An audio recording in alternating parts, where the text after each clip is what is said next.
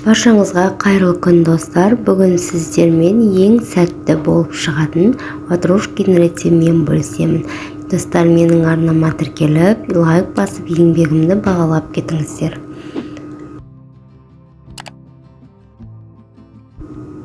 Ең алдымен бізге қажетті заттар ұн, сары май, қант, жұмыртқа және жылы сүт қажет болады. Ең алдымен біз ыдысымызға жылы сүтті құйып аламыз. Үстінен қантты салып, бір жұмыртқамызды жарып саламыз. Барлығын жақсылап араластырамыз.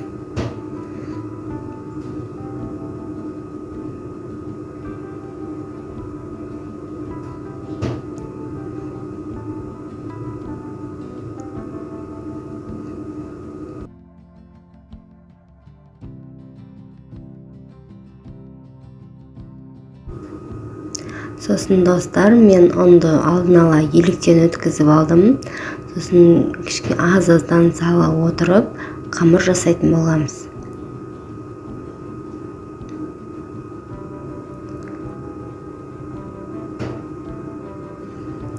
Сосын қамырды елеп жатқан кезде үстінен сары майды саламыз.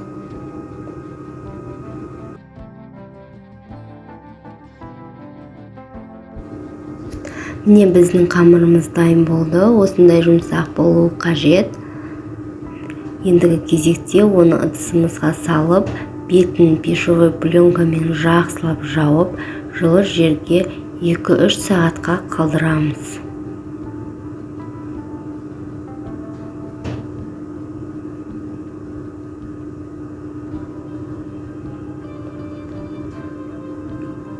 Міне біздің қамырымыз дайын болды. Осындай көтерілу қажет.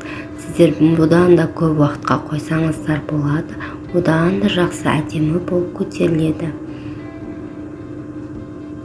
Ал ендігі кезекте қамырларымыздың барлығын кішкене бөліктерге бөліп аламыз.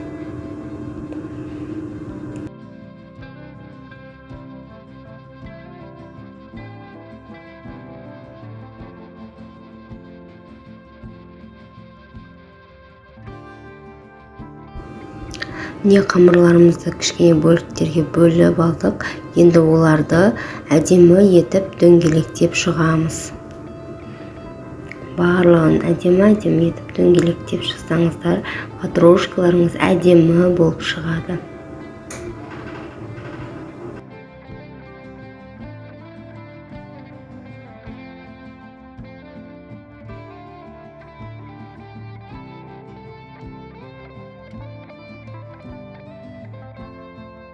Ал енді қамырдың бетін жауып, 10-15 минутқа қалдырамыз. Қамырларымыздың барлығын противенге жайғастырып, оның да үстін тағы да 10-15 минутқа қалдырамыз.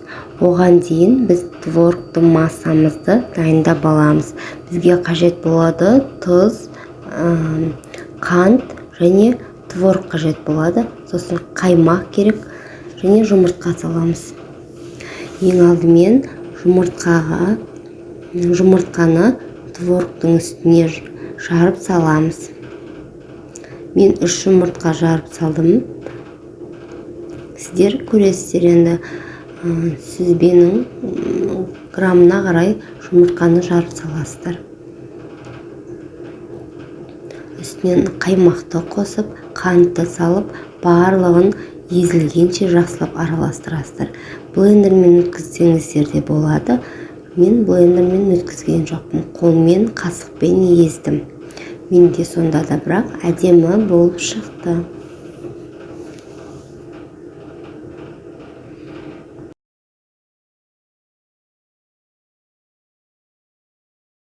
Міне достар, біздің салмамыз дайын болып шықты.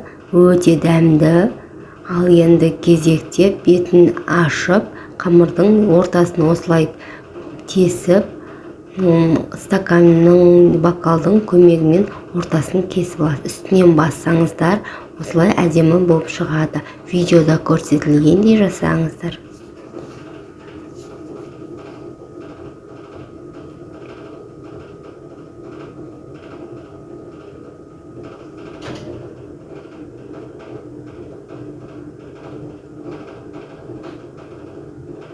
Ал міне достар, қамырларымыз дайын болды. Енді оның үстіне жаңағы біздің сүзбелі ірімшігімізді, массамызды үстіне салып шығамыз.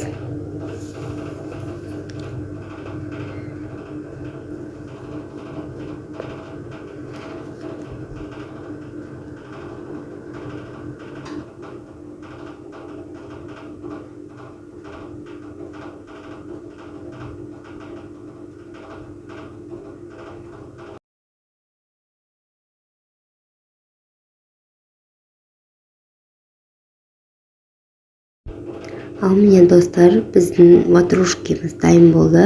Енді бұны қызып тұрған пеште 180 градуста пісіріп аламыз. Жан жағына жұмыртқа жағуды ұмытпаңыздар, піскен кезде әдемі болып шығады.